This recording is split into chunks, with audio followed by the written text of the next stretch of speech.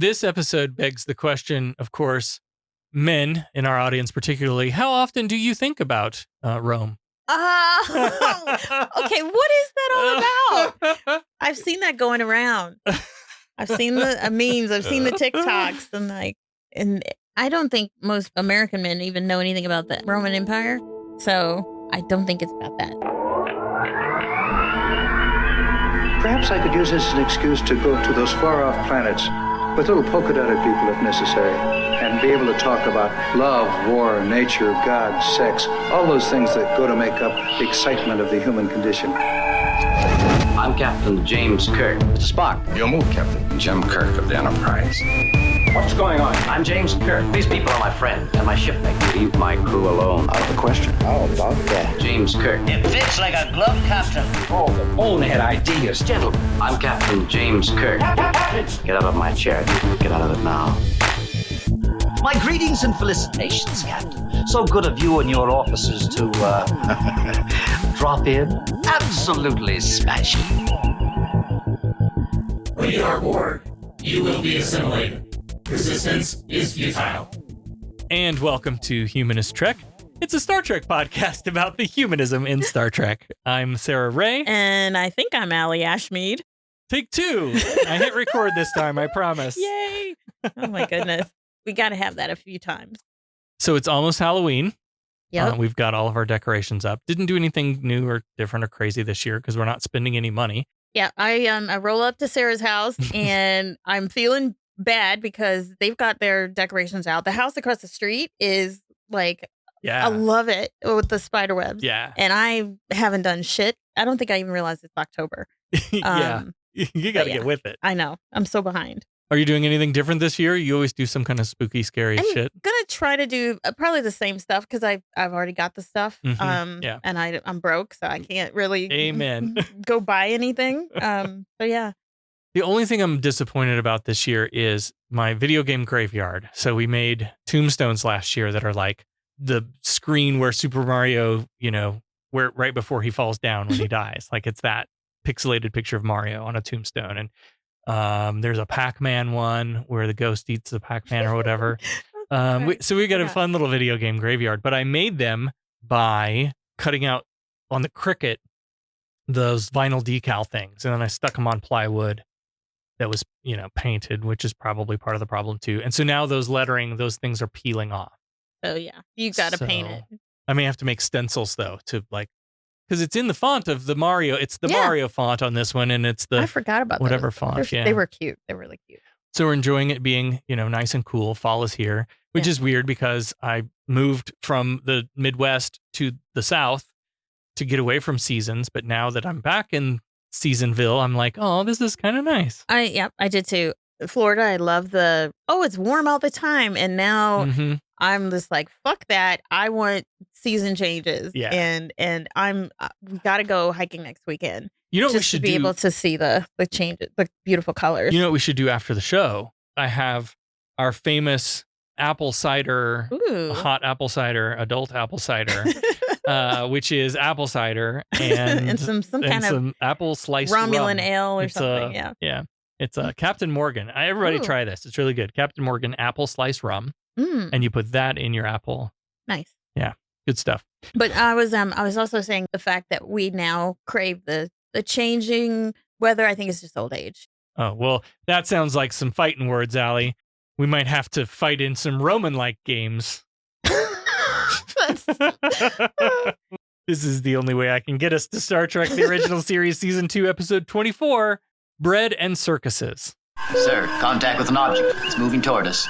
No visual contact yet. Deflectors, full intensity. Basuda. Yes, Captain. Anything on your scanners? It's coming at light speed. Collision course. Visual contact. Anything, over?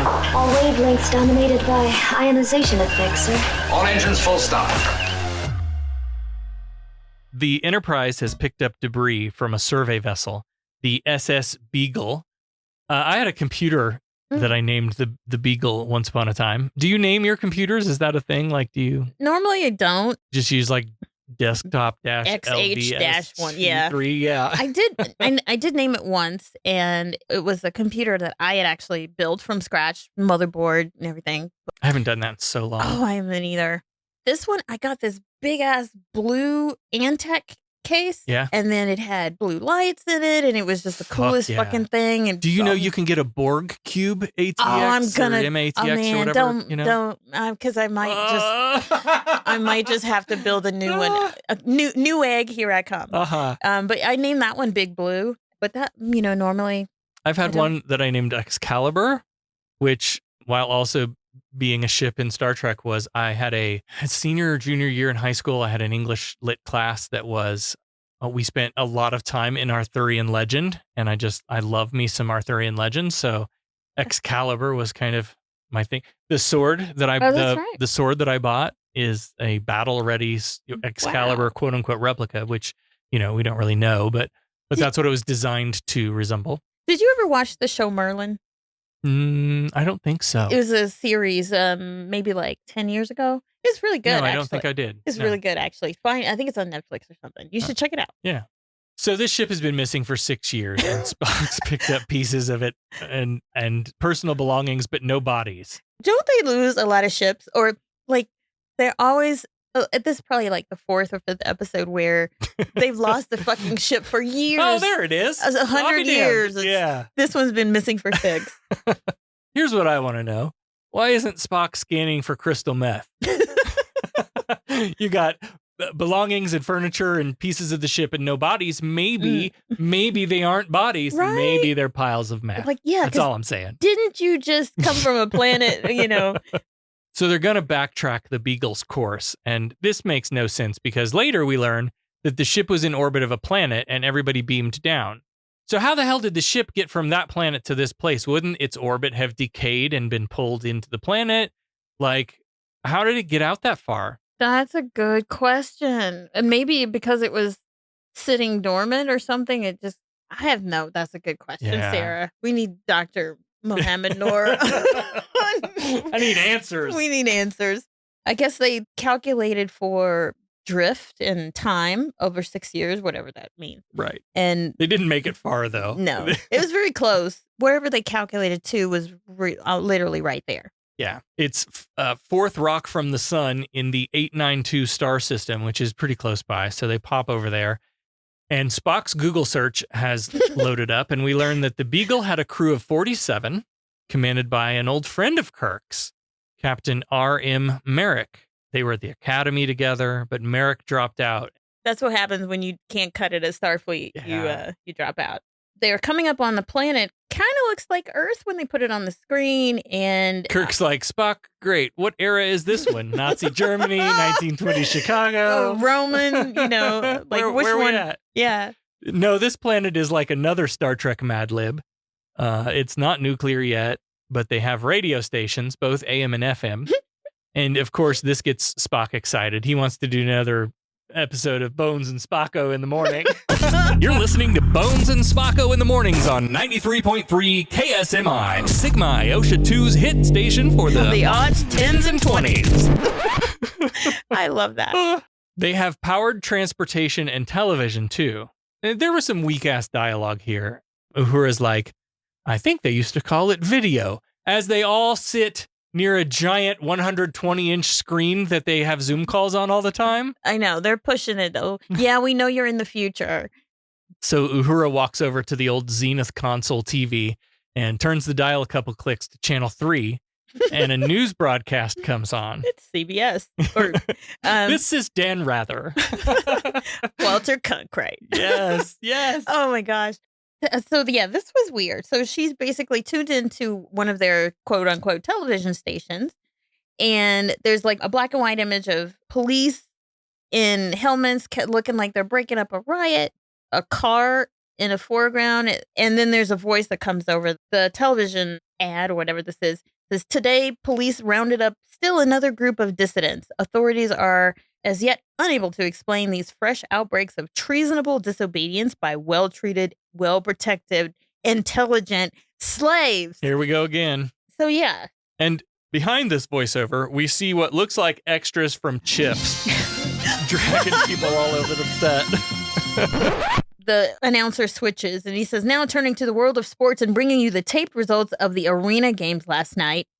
They're showing 2 men dressed like sort of shirtless, dressed kind of like Roman times in the Roman arena. And someone fights to the death. This is not a game. But this is what's on TV. So the main event, apparently, was Gladiator Claudius Marcus, familiar name, killing the last of the barbarians, William B. Harris. They don't get the whole recap because the ESPN satellite fritzes out and they lose the channel. And Kirk's like, damn it, Uhura, rabbit ears, hold them still. So this is neither 1920 Chicago nor Nazi Germany. This week, we're on 20th century Rome. I don't know why they keep doing this. I really don't understand. Spock's got a match on that name, too. William B. Harrison, noted barbarian, was listed as the flight officer of the SS Beagle. So there may be some of them still down there. So KSM are beaming down. Did we learn nothing from N5? No. No. But they don't learn anything episode to episode. Right. Yeah, it had its faults, but the top 2 bridge officer and a useless doctor, really? That's our away team. And they're going to just beam down. Shouldn't you scan for some shit before you just go beaming down? At least like one of the episodes, I forget what episode it was, where they tried to at least fit in with the clothing before they got there. No, yeah. None of that. Not here.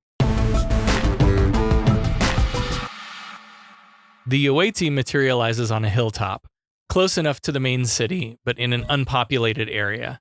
You know, prime directive and all. And again, to your point, they're in their Starfleet uniforms again. So they're really just hiking the hills of California. yeah, right. There's a lot of dialogue in this episode about the language of the times, which we first saw on the bridge earlier when Uhura was talking about video broadcasts, and Spock says, I believe they called that television. And here it happens again as Spock remarks on the carbon monoxide in the atmosphere, and McCoy snaps, the word was smog, Spock. All nasty. Spock always gets him back, though. He's like, yes, I believe that was the term. I had no idea that you were much of a historian. He has a way of like calling him stupid. Yes. Without saying it. It's in a very Spockish way. McCoy gets a good reply, though. He's like, I'm not a historian, but if I didn't say something, you'd go on one of your 30-minute lectures on the subject, and I just do not want to hear that today. Another topic that comes up again and again in this episode is the Prime Directive. For some reason, despite having had the PD come up on many episodes before, these writers felt it necessary to really give an explanation of the PD this time. So Kirk says they are not to identify themselves or their mission, no interference with social development here, and yet again, they're wearing their uniforms. So yeah, they're not going to blend in. They're not going to mention space or the fact that there are other worlds or more advanced civilizations. This moment also sets up the annoying religious theme that shows back up later. Yep, you're going to say what I think you're going to say about McCoy. Because he's just like, just once.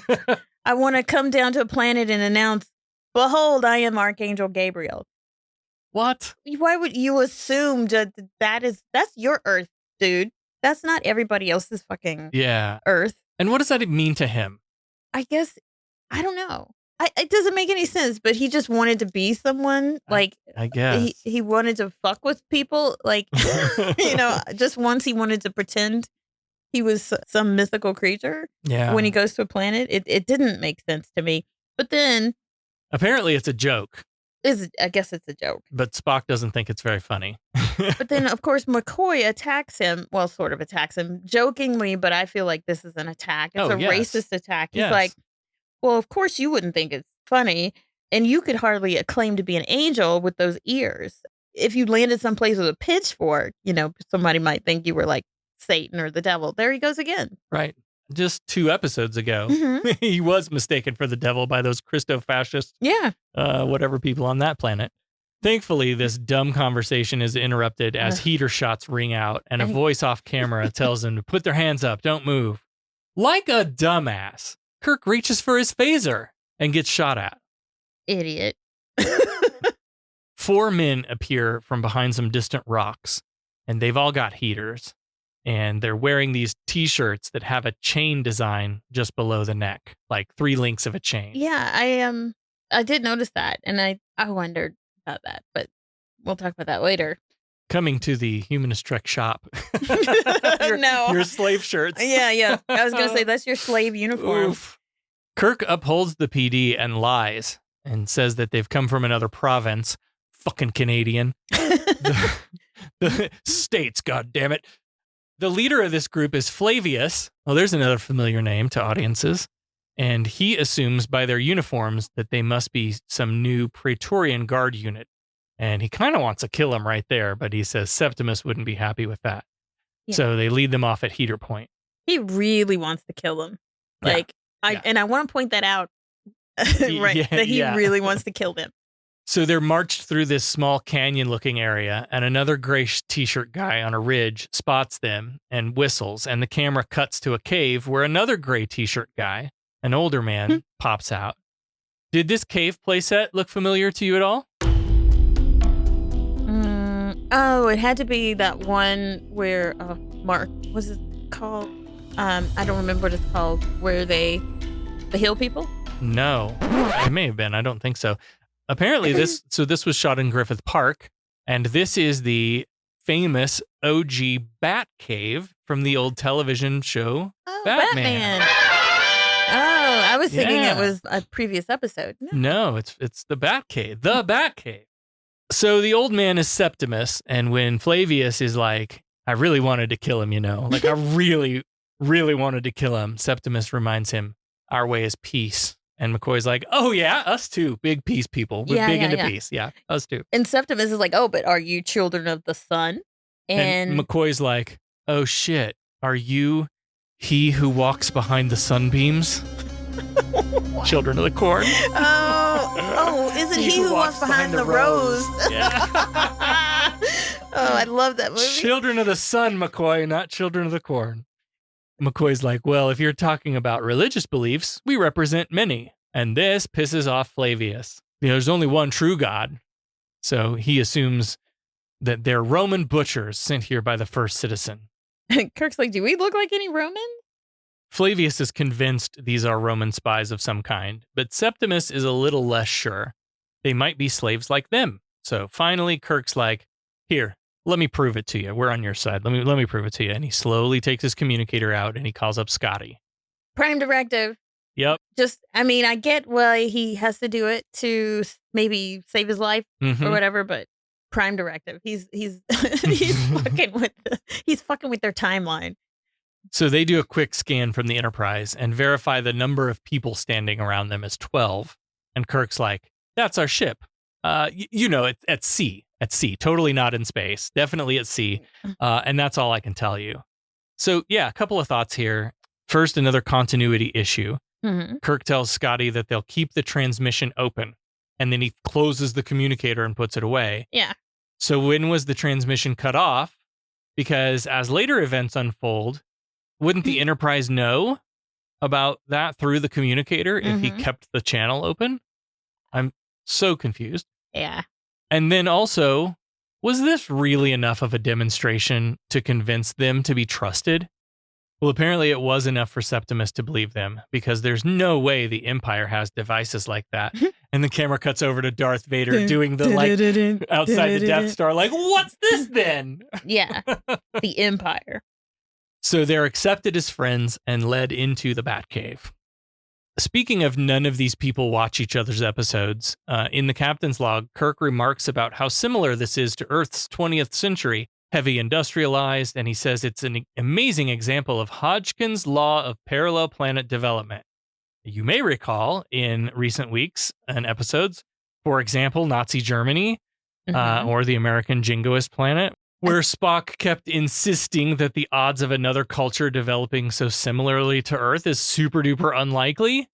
Now there's a physics law about it or something. It's also really, really egoist and presumptuous that every fucking planet wants to take after us in some way. Yeah. Or like we're the blueprint. Yeah. And it was, I don't know. Yeah. And I think that's all just the, reflecting our society back on ourselves sort of thing. Yeah. Anyway, this planet seems to be an example of what Earth might have become had Rome never fallen. So in the Batcave, they're given water and Spock's reading a magazine and he's like, Is there a restroom or other small, quiet place with a door that locks that I might use? Also, does anyone have an extra sock? Boing.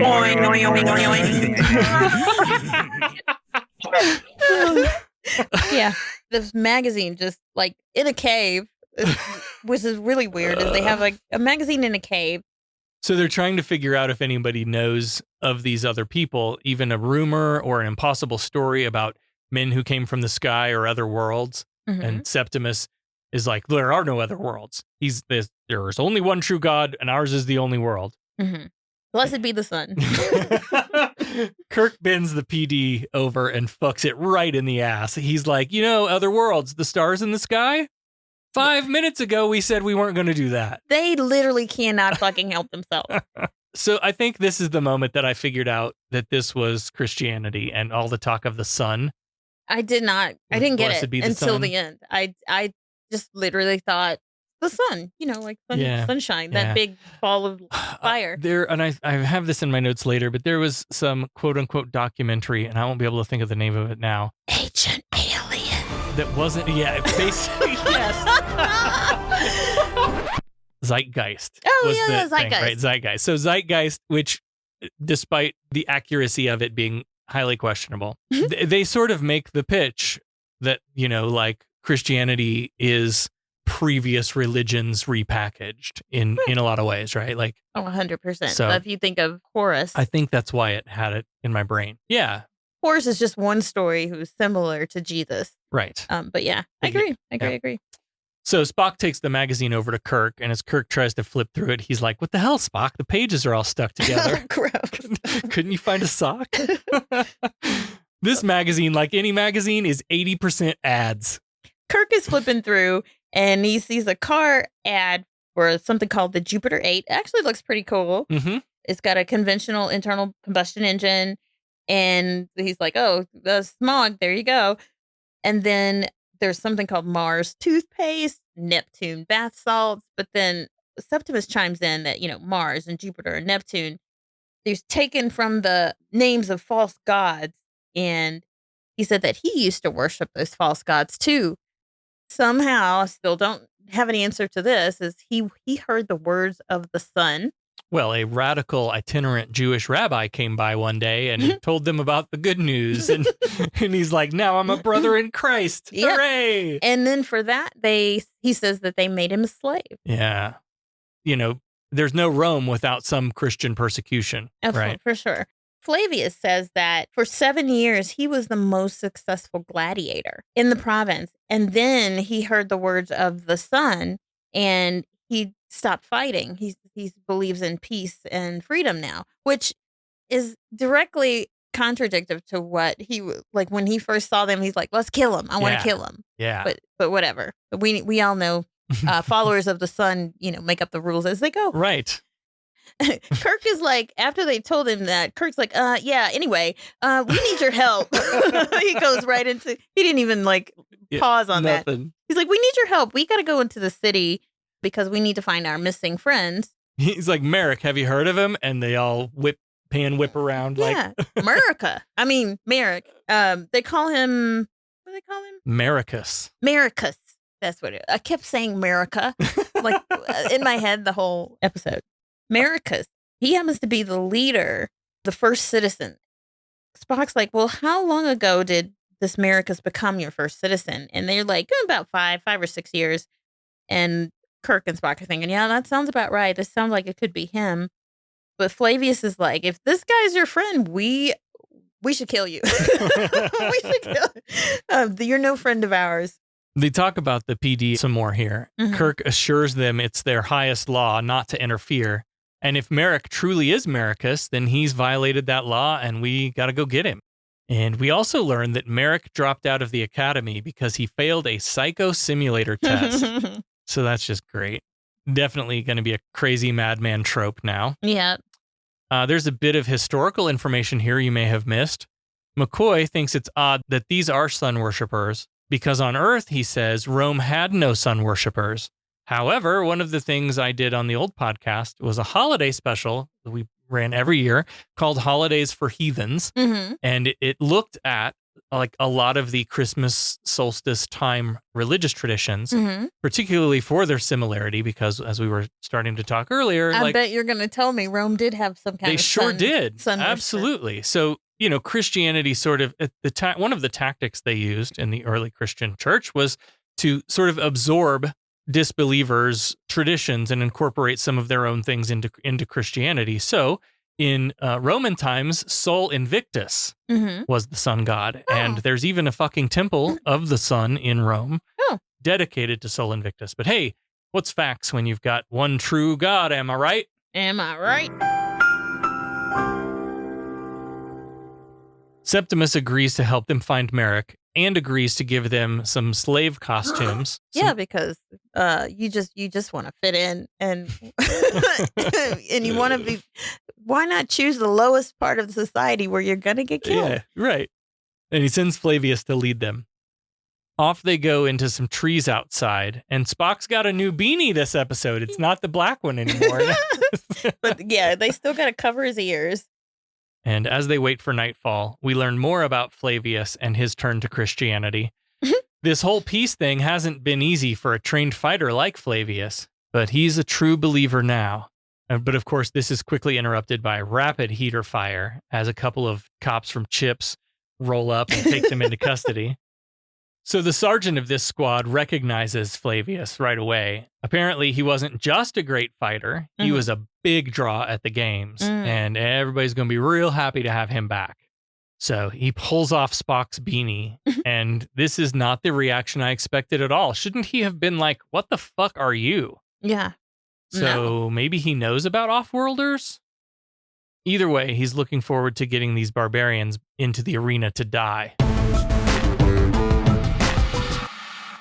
We get a captain's log, uniformed police like those of Earth, a great city like Rome with automobiles, astonishing similarities to 20th century Earth, down to the fine carbon steel in the bars that they're leading them basically to prison. Somehow they always end up locked up. Kirk tells the CHIPS sergeant he wants to talk to Maricus. He's like, I'm Jim Kirk, an old friend, you know? And listen, if I am a friend and you don't tell him, I mean, that'd be pretty bad for you, right? So the guy's like, maybe you're right. So he looks like he's going to consider telling Maricus about him.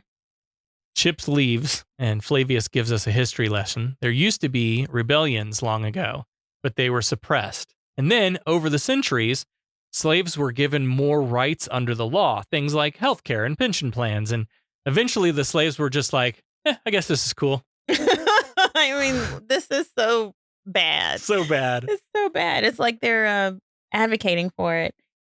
Somehow, Spock is kind of almost impressed by this, which bothers me. Mm-hmm. He's like slavery evolving into an institution with guaranteed medical payments and basically Medicare and retirement.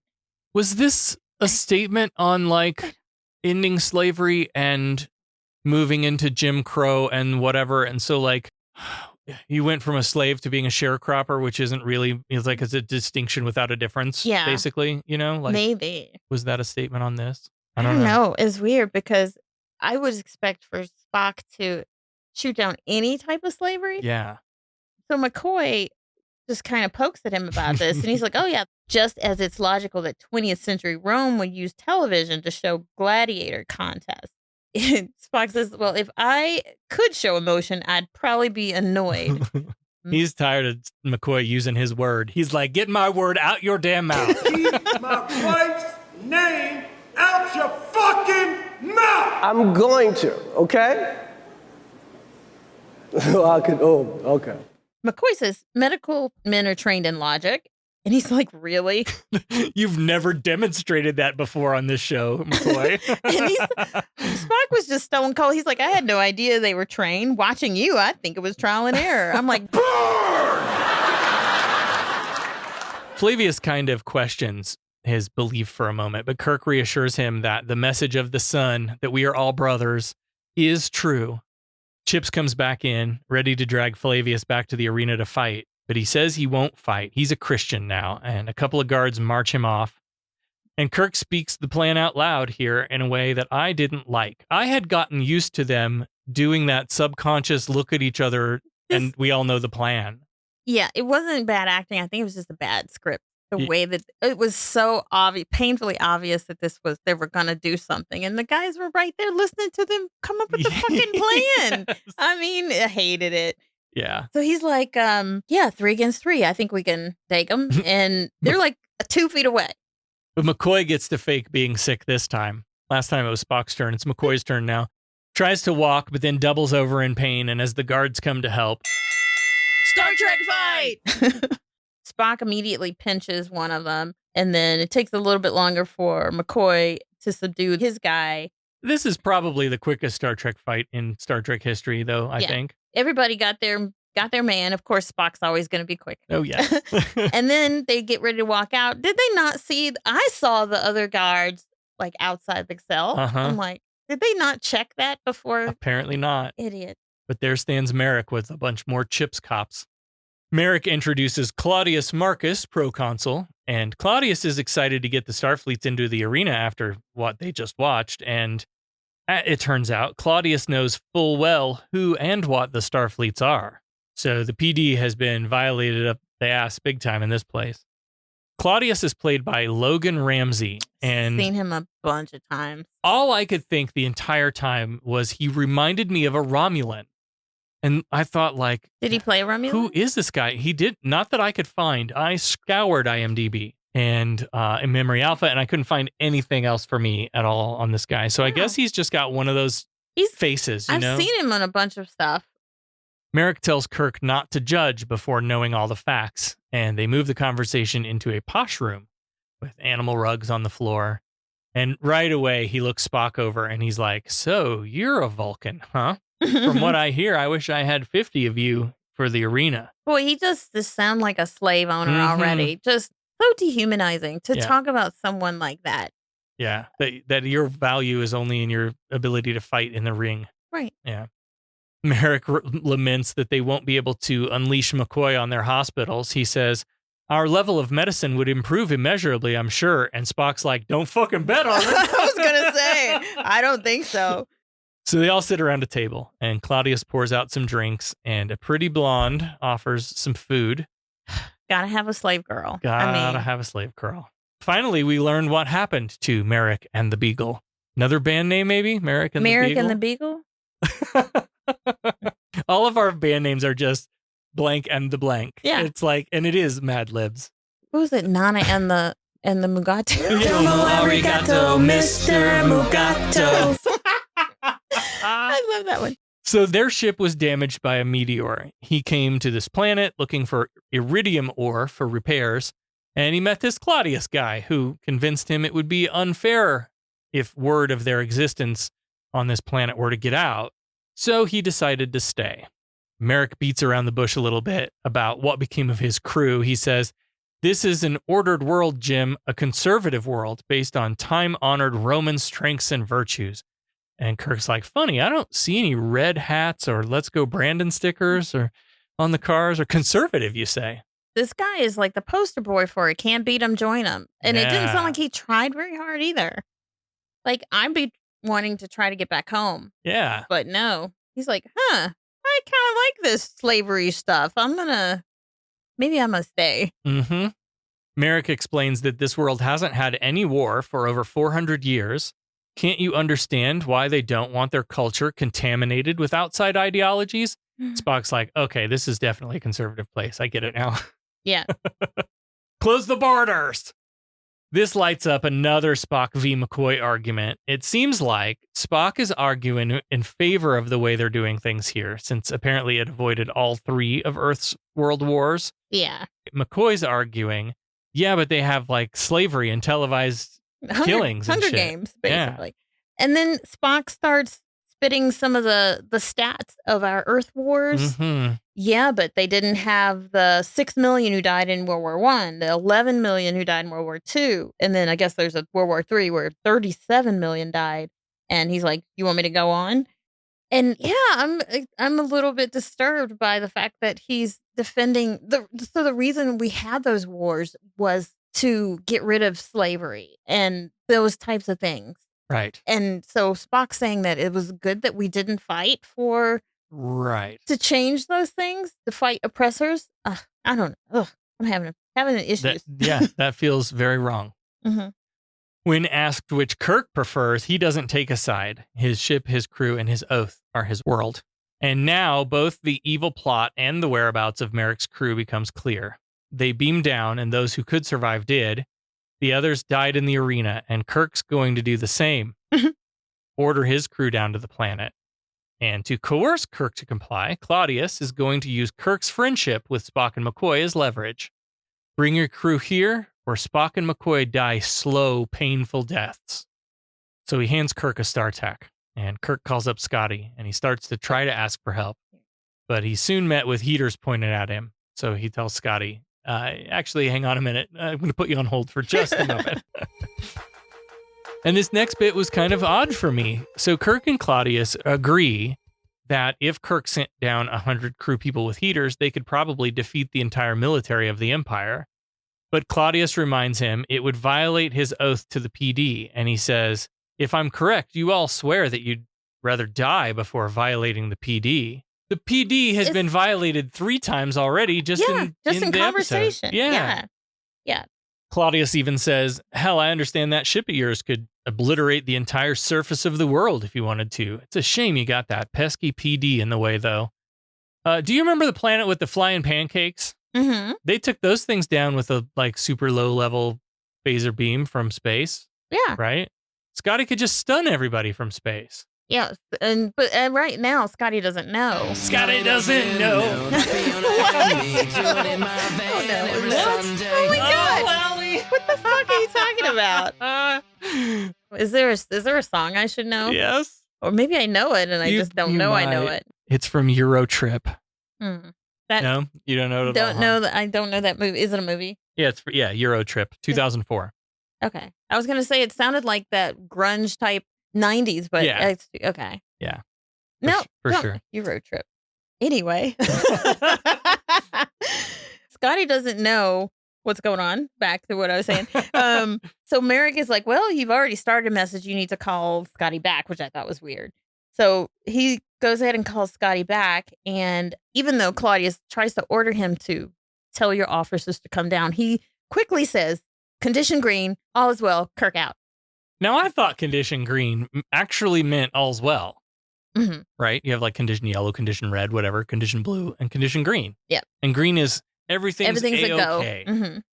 Claudius has them all taken to prepare for the games, to die in the arena. Apparently, condition green means the away team is in trouble, but also prevents Scotty from taking any action. Which is... So it's like a code word. Good thinking. Good thinking. Scotty's got a plan, though, and it involves pinpointing the power sources on the planet and figuring out what it would take to overload them. This next scene, I thought, really kind of put the television industry of the 60s on blast. Mm-hmm. Oh, yeah. So the arena isn't an arena at all. It's a soundstage down at Roman Studios, complete with a very fake-looking painted backdrop. Oh, okay. Producers walking around cameras and a commentator sitting up on what looks like a lift of some kind. And throughout this scene, we see that this isn't filmed before a live studio audience either, though they kind of claim that it is, and to keep this illusion, they've got to engineer a soundboard with a laugh track, applause, boos and hisses. Yeah. All the audience you might need at the twist of a dial. And this is all about ratings, right? So I think it's a big statement about 1960s television industry. So the announcer is like, good evening, ladies and gentlemen, live and direct from City Arena and in color, we bring you Name the Winner, brought to you tonight by your Jupiter 8 dealers from coast to coast. In just a moment, tonight's first heat. And Claudius comes in while they're on a commercial. 40 seconds and they'll be back live. So Claudius and Merrick go to their seats on the soundstage, and Kirk is led in by a couple of Chips cops with heaters. From another corner of the soundstage, a set door opens up, and Spock and McCoy are brought in as the announcer goes live again, introduces them as a surprise fight tonight. 2 barbarians who have been matched up against fan favorites, Achilles and Flavius. And as they come into the opposite side of the set, we see a tech turn the dial up on the applause. Yep, totally fake. So let's talk about this fight. Achilles and Spock face off. and Spock's a decent match for him.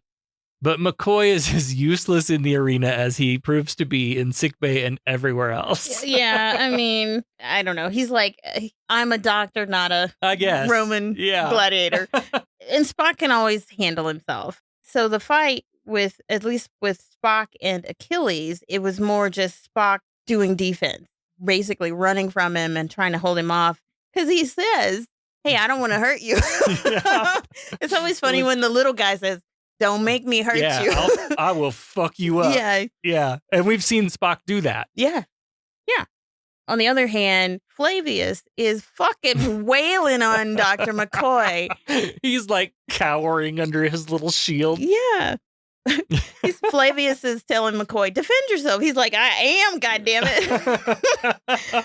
And this was the moment the sort of poking at the industry became clearer for me, I think, because the guard says to Flavius, if you bring this network's ratings down, we'll do a special on you. Mm-hmm. Bad PR. And he's also holding a whip and actually whipping Flavius to fight and kill McCoy. So is he the master thrall? Oh God, yes, name? Yeah, master thrall. Yeah, he's also a slave enslaving slaves. Yes. Yeah. Right. So this is fun because it's a slam on the industry generally, but also we know that Star Trek had like shitty ratings throughout its initial run. Mm-hmm. And only really found critical success later in syndication. So all of this talk about ratings is fun. There's a question about whether or not Spock would be able to help McCoy if Spock takes his guy out first, and can he then go help McCoy? And Claudius says no, but in the end, that's exactly what happens. Yeah. So they're fighting Spock, McCoy, Achilles, and Flavius all in the ring, and as they're fighting, Spock's like, do you need any help? And McCoy is like, whatever gave you that idea? And Achilles is yelling at Spock to fight, you pointed-eared freak, because at this point, again, he's been playing defense, he's been running, and McCoy's like, well, then hang on just a minute now. I can talk to him like that, but you can't, you pointed-eared freak.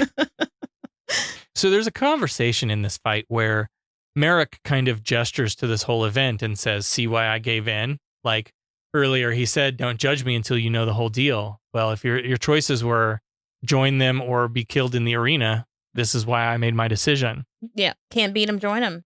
Claudius is still trying to convince Kirk to bring his crew down. In fact, this whole event is part of that, making McCoy and Spock fight.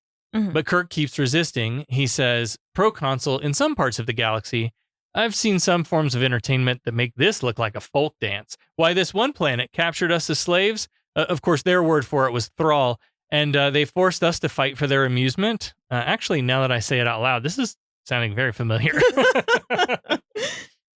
And he pulls at Claudius's face, and off comes the mask, and underneath, there's Galt, the master thrall. He was under there the whole time. And he's like, and I would have gotten away with it too if it wasn't for you meddling kids.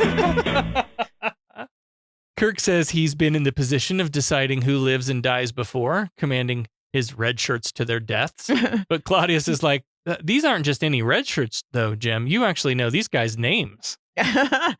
McCoy's knocked to the ground, about to be skewered, when Spock punches out Achilles and neck pinches Flavius. And like 3 yellow flags fly in from different corners off camera. There's whistles blowing. Flag on the play. Flag on the motherfucking play. Because apparently helping someone, that's a foul. And so this some kind of slave master dude, Galt, one of the thralls, comes up and asks the proconsul, okay, this is a clear foul. What is your decision? And Claudius throws it over to Mericus and it's like, what do you think I should do? After all, they are like you. And then Merrick's like coward, throws it back to the proconsul, Claudius. And then Claudius throws it to Captain Kirk. He's like, okay, would you like me to kill them now, an easy death, or you want to have us torture them? Kirk didn't really answer, so no. I guess he said take them back to their cage. And Kirk is taken back to Claudius's room. Oh my God, this whole scene. I can't. Kirk is alone in Claudius's room, or so he thinks, because from an adjacent room, the blonde woman wearing, and I swear this is if not the exact same costume pattern that woman wore in Triskelion, just a shimmery gold instead of blue or whatever it was. Yeah. It had to be very close at least. Always got the backs cut out. There's like nothing on hardly anything on the hips. There's like a piece of maybe a tiny piece of fabric holding it up. A little strap. Yeah. Yeah. Classic Star Trek. There's probably not half a yard of fabric in this whole outfit. Mm-hmm. I need to have someone make me one of those. She steps into the room and says, I was told to wait for you. This is Drusilla, the proconsul's slave, although for some reason she has been gifted to Kirk for the evening. Wine, food, deep throat, face fucking, foot stuff, whatever you're into, Kirk. Bukkake, whatever. Command me, she says. Oh my.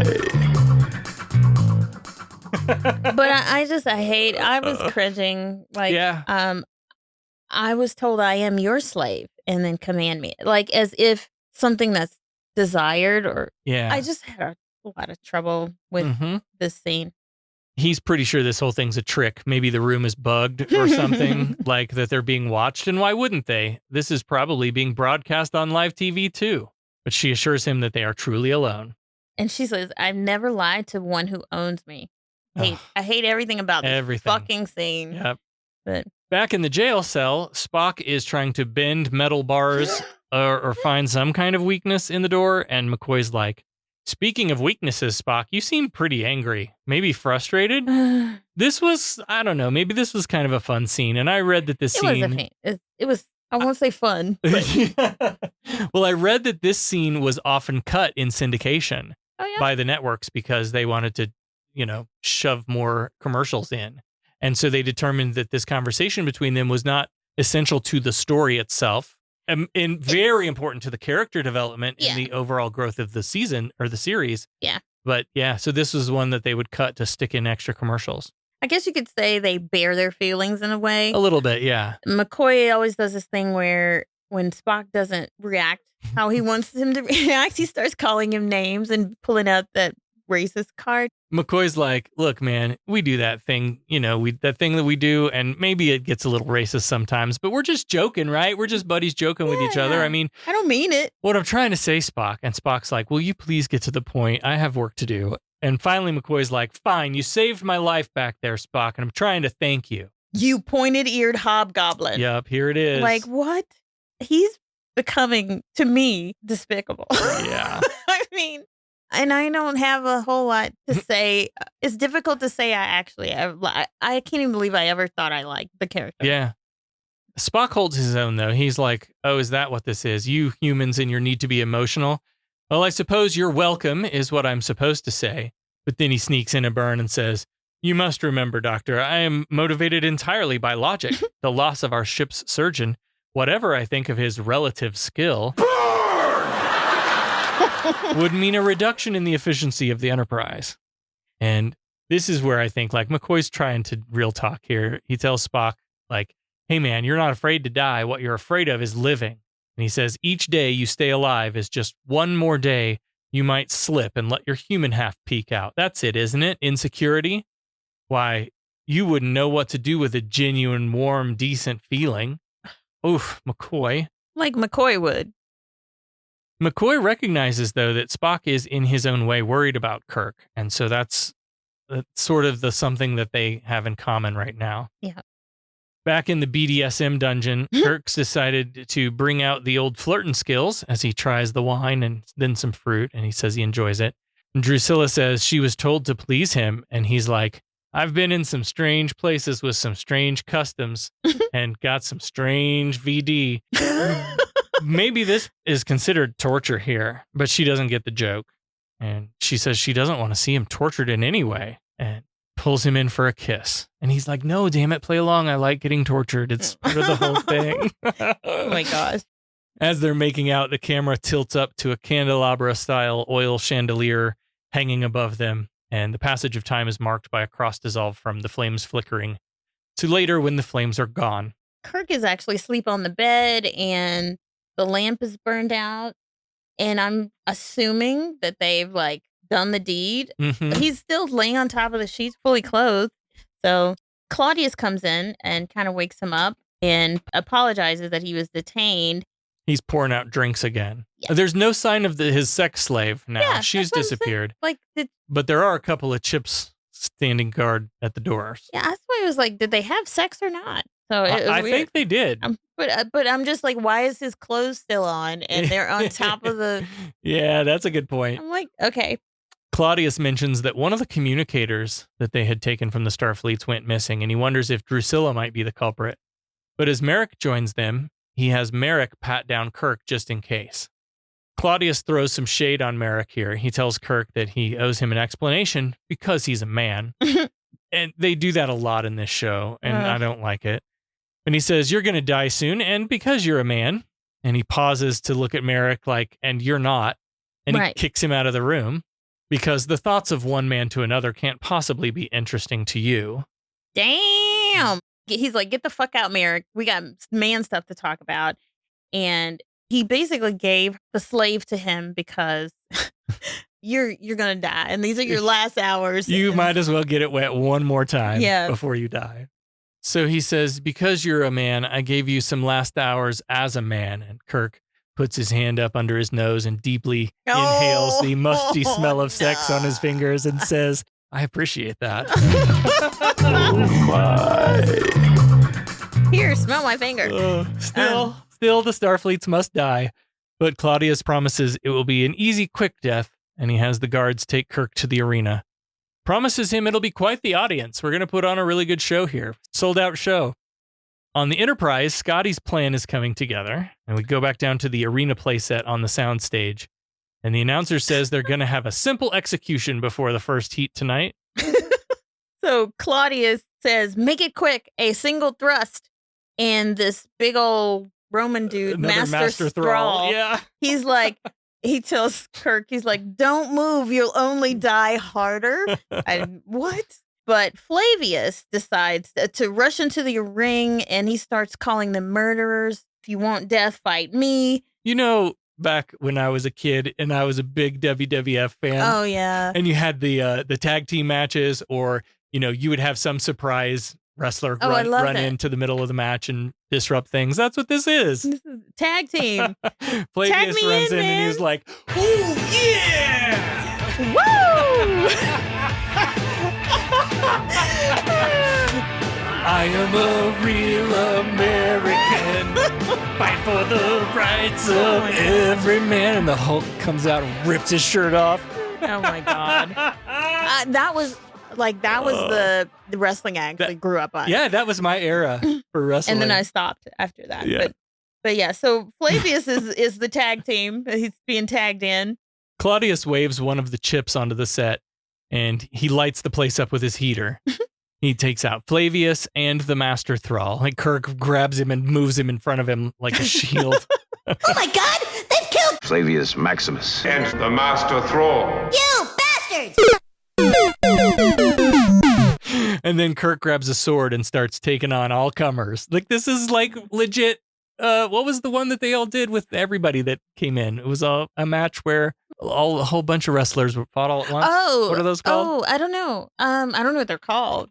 What Is there a name to it? Yeah, there is. As if on cue, Scotty gives the signal and the lights in the studio go dark. And this is enough of a distraction to allow Kirk to make a run for it as bullets fly after him. Luckily, he gets a gun. He ends up going to McCoy and Spock's cell. He shoots the door open, and they're like, what happened? What'd you do? And he's like, no time to explain. As they're about to make a break for it, Claudius comes in with two guards. This was very comedic because two groups, Claudius in one group and another group, come in like opposite sides of the set. Mm-hmm. And Claudius is like, whoa, hang on, don't shoot. We're like in each other's line of fire. New plan, hang on, new plan, don't shoot. And he tells Merrick he pities him, but he's going to make him watch how real men die. So another dig at his manhood. Why is he treating him like that? It's weird. I don't know. But he tells them to put the guns down and that they're only going to fight with swords. Star Trek fight! Another one. And they do. They just drop their heaters and unsheath their swords. Yep. What? Kirk's got a heater and using it like a sword. I would have shoot, man. I would have fucking tore them up. I'm like, there's no need to be honorable here. No. Okay. Light them up. So Kirk knocks a sword out of one of their hands pretty quickly, and Spock picks it up and joins the melee. And then the big twist, and I did not see this coming at all. Apparently, Merrick's had enough of Claudius shit-talking him. Yep. And treating him like less than a man, and that he was the one that snatched up the communicator. Maybe it was him all along. It was him all along. And maybe he didn't feel, I don't know. I was kind of like thinking he was a coward, or that he kind of liked being at the top of this. Yeah. Or maybe it was just that he was a coward and that he didn't have an opportunity to escape before. But so, yeah. So he whips out his StarTAC and calls up the Enterprise. But he's only able to get out the words, lock onto this and 3 to beam, before Claudius literally stabs him in the back with a knife. Yep. Oh my God! They've killed Captain R.M. Merrick. you, bastards! As he staggers forward, he's at least got enough left in him to toss the communicator into the jail cell with the away team, and they dematerialize as a firestorm of bullets sprays into the cell. Our button on the episode, Kirk and Scotty are on the bridge, and Kirk's recording a log entry into a tricorder. This was a little weird for me. I think we've seen them do it with the clipboard and a switch on the armrest, but today it's a tricorder, I guess. Anyway, he gives a glowing commendation to Scotty for refusing to violate the PD. Hell yeah. Despite enormous temptation and strong personal feelings. Apparently, the blackout wasn't enough to be considered a violation of the PD, but it was enough to get the away team out. Although I think we could agree that the PD was definitely violated over and over again. Yeah, here. Scotty couldn't have done any additional damage, honestly. I'm telling you, if they had done the Pancake Planet thing and just stunned all life on the planet, and then beamed down left and got their people out and disappeared. Everybody would have been like, "Oh, what was that?" That was a fucked up dream. Yeah, right when they woke up. Yeah, that's how I would have solved this episode. Scotty, thankful for the kind words from his boss, leaves the bridge as Spock and McCoy arrive for chair chat. Chair chat. McCoy just says, he sees that Flavius was killed, and he says he really liked that huge sun worshiper. And then Spock talks about how they wish they'd examined their belief more closely, because it seemed illogical for a sun worshiper to develop a philosophy of total brotherhood. Sun worship is usually primitive and a superstitious religion. I, too, would have loved to have spent more time on that thought, that question. I want to know, when they literally said they heard a voice. Like, really? Right. Did you, though? I mean, yeah. What strain were you on? Yeah, right. Right. Exactly. Yeah. Who disappointed me? And I know. Nichelle didn't disappoint me because Nichelle got to make that money. Yeah. But Uhura's lines were given. I'm afraid you have it all wrong, Mr. Spock. All of you. I've been monitoring some of their old style radio waves. Interestingly, they don't carry Bones and Spocko in the morning. The Empire spokesman trying to ridicule their religion, but he couldn't. Don't you understand? It's not the sun up in the sky. It's the Son of God. Ugh. Really? Yeah. Punch me in the stomach. Just punch me. And Kirk's like, Caesar and Christ, they had them both. And the word is spreading only now. McCoy says, a philosophy of total love and total brotherhood. That's not true. Spock said, yeah, right. Spock says, it will replace their imperial Rome, but it will happen in their 20th century. Wouldn't it be something to watch, Kirk says, to be a part of, something to see happen all over again? No! Yeah, because you want wars? That's how you get wars. That's religion. But anyway. Off to the next adventure. Boy, I'm sure glad that's over with. I'm happy the affair is over. Me too. A most annoying, emotional episode. Yeah, but I learned something today. When dreams become more important than reality, you give up travel, building, creating. One jealous god, if all this makes a god. By sparing your helpless enemy, who surely would have destroyed you, you demonstrated the advanced trait of mercy. Frankly, I was rather dismayed by your use of the term half-breed. You must admit, it is an unsophisticated expression. This episode begs the question, of course, men in our audience particularly, how often do you think about Rome? Okay, what is that all about? I've seen that going around.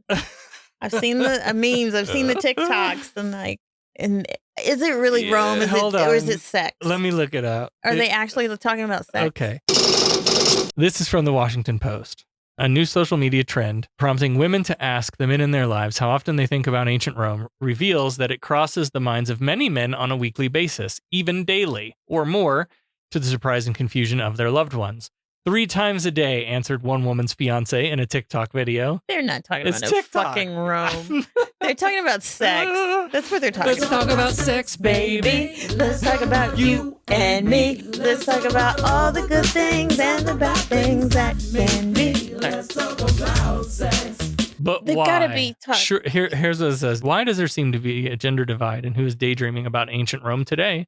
According to historians, one explanation could be that Western societies have historically overemphasized the aspects of Roman history that are associated with masculinity in the popular imagination. Mhm. The first thing that comes to mind is the image of the Roman legion, the imperial eagle, that sort of military sort of iconography, along with gladiators, which has long associated with masculinity and power.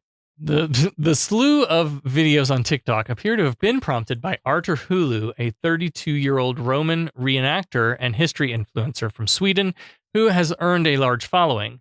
So hang on. So his following is Roman reenactor fans. So he's going to have a skewed audience to start with. Mm-hmm.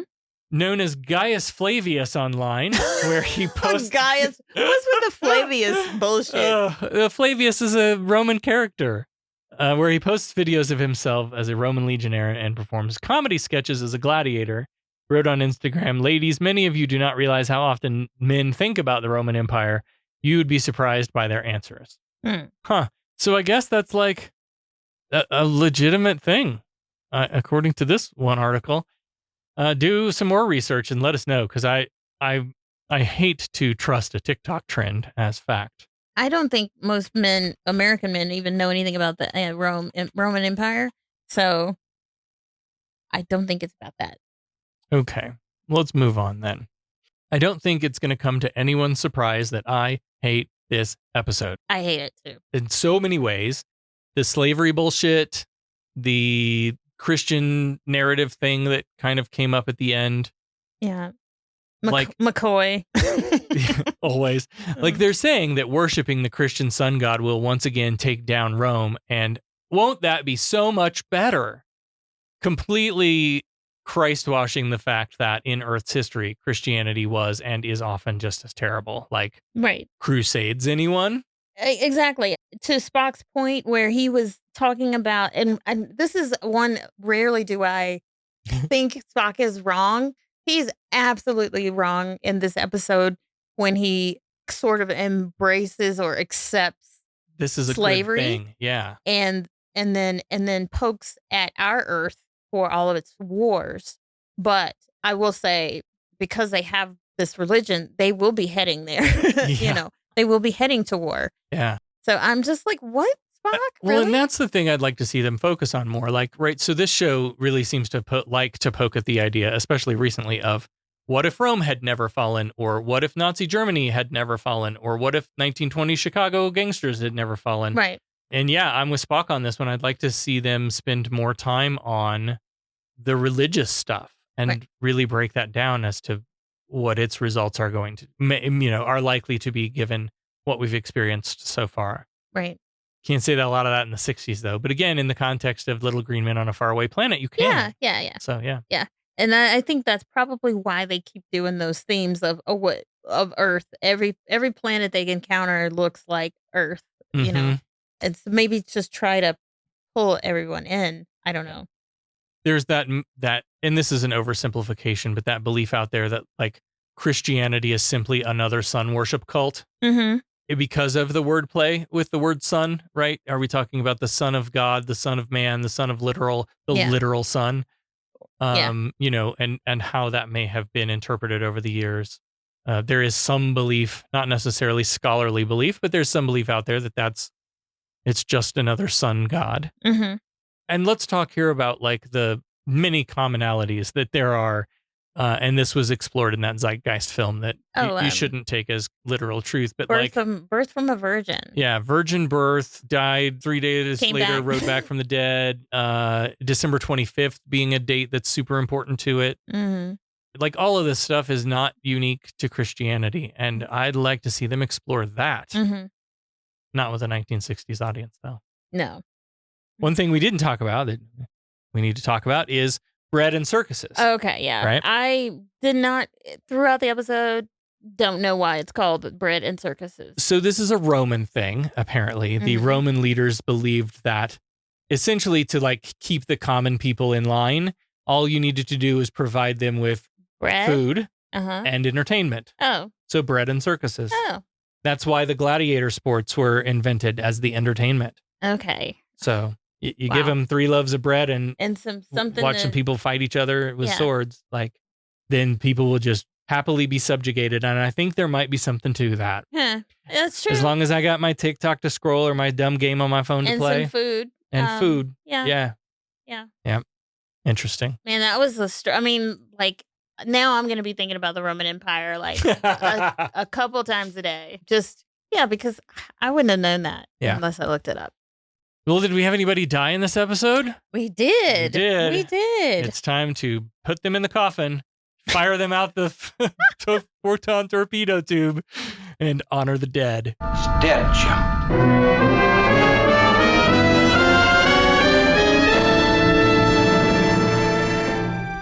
We are assembled here today to pay final respects to our honored dead.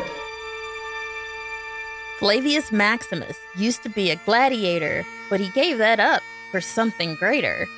He heard the words of the sun that said peace and freedom for everyone. He tried to stop Kirk's execution, but was filled with lead for his contribution. Kirk took out guards and a slave master in a rampage, went to jailbreak Spock and McCoy from their cage. Finally, Maricus, opened his eyes. He'd stolen the communicator and hailed the Enterprise. He saved KSM as they were being attacked, and for that, he got a knife in his back. A2 Brute. I love it. That's amazing. I have so much fun with these. Sometimes they come that like easy and fun, and sometimes I struggle. Let's get right to business. Fine, I'm authorized to pay an equitable price. Federation has invested a great deal of money in our training. They're about due for a small return. Listen, we pay our percentages.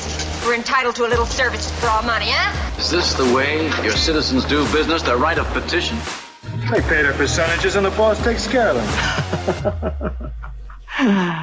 Is there anything else? There are a lot of great ways to help support the show here. One of the free ways to do that is leave a rating and review wherever you listen to the show. Helps other people find us. Of course, one of the best ways to support us right now, as our mortgages do, is to support us with some of your gold press platinum by becoming a patron of the show. We want to stop and thank all of our patrons, but we especially want to thank our founding admirals. A special thank you to Russell, Allie, Peter, Sarah, and Sherry. Thank you, patrons. Thanks, patrons. Patrons get early access to all the episodes, special merchandise, growing catalog, bonus content like personal logs, and very short treks. So there's a lot of great reasons to come join our fleet. Head on over to patreon.com/humanistrek and pledge as little as $3 a month. It really makes a big difference, and it means a lot to us. Thank you, patrons. Thank you, patrons. I assume you're loitering around here to learn what efficiency rating I plan to give your cadets. Trainees, to the briefing room. Is that all you gotta say? What about my performance? Aren't you dead? I don't believe this was a fair test of my command abilities. There was no way to win. There's no correct resolution. It's a test of character. Now, what is that supposed to mean? I am understandably curious. May I ask you a question? Who's been holding up the damn elevator? Let's bring Becca back in for the exciting answer to last week's Starfleet Academy Cadet Challenge. Last time on Humanist Trek, you asked us... In this episode, we see a coat of arms featured on the clothes of Claudius Marcus. What influential writer and actor does this coat of arms actually belong to in real life? Did we say James Doohan? No. No. What did we? We said Shakespeare?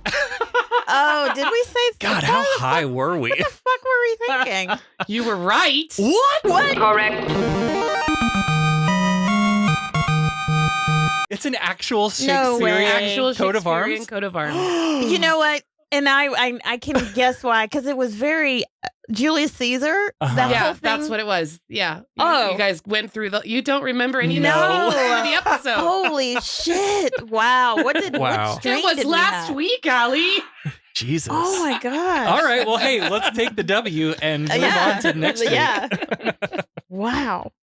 Next week, we'll be reviewing Star Trek, the original series, Season 2, Episode 26. Final episode of the season. This is the season finale. Assignment Earth. The Enterprise goes back in time and discovers a mysterious stranger trying to interfere with 20th century events. Oh, this is Yay!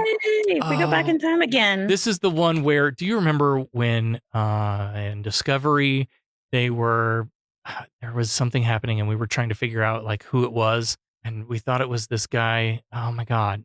Oh, I can't remember the details. You are not making any sense right now. I know. What? Okay, what's on Discovery? Wait. No, Let's explore this. So they go back in time, and there's this dude in this office, and I can't remember, like Agent K7 or something like that. Oh, I know who. Do you know what I'm talking about? I do. And we thought in Discovery there was an episode that made us think maybe that was where we were going. Yeah, he was like he was like a government agent who was he was imprisoning people for being an alien, or I forget something. I don't remember that part of it. Okay, maybe I'm thinking of a different episode. Okay. Anyway, what's our question for Assignment Earth? This episode features one of the first uses of stock footage of what real-world event? Oh. So they went back to 1968? Moon landing. When was the moon landing happen? Okay, so they went back to, it just says 20th century. Goes back in time, discovers a mysterious stranger trying. No, I think you've got to be right. It's got to be the moon landing. What happened? When did the moon landing happen? Oh, can I look that up? Can I not look that up? 1960 something. 7, 8, 9. 1969. Yes.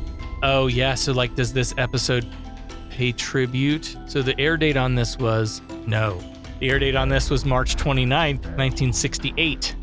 Okay, so they haven't landed yet. Is it one of those big bombs exploding, like Hiroshima, A-bomb, or them, because they did a bunch of like tests. The atomic bomb. Yeah, didn't they do a bunch of tests in those Bikini Atoll islands and stuff like that? Mm-hmm. I'm just pulling out everything in my brain that has to do with something. I'm gonna go with World War II. I'll go with not specifically World War II, but an atomic bomb exploding. We've locked in our answers. If you want to play along, no cheating, no Googling, head over to your nearest social media app and share out this episode. Use the hashtag Starfleet Challenge. Tell us what your answer is, and we'll pick out. Doesn't necessarily have to be the right one. Could also be the funniest one. We'll pick out our favorite and talk about you on the show. Next week on Humanist Trek, Star Trek, the original series, Season 2, Episode 26. It's the end of the season. Assignment Earth. Live long and prosper. Kapla. Humanist Trek is available wherever you replicate your podcast. Follow us on all the social medias at Humanist Trek. Become a patron at patreon.com/Humanist Trek. Open hailing frequencies to podcast@humanisttrek.com and visit our website, humanisttrek.com. Humanist Trek is a production of Sarah Austin Media.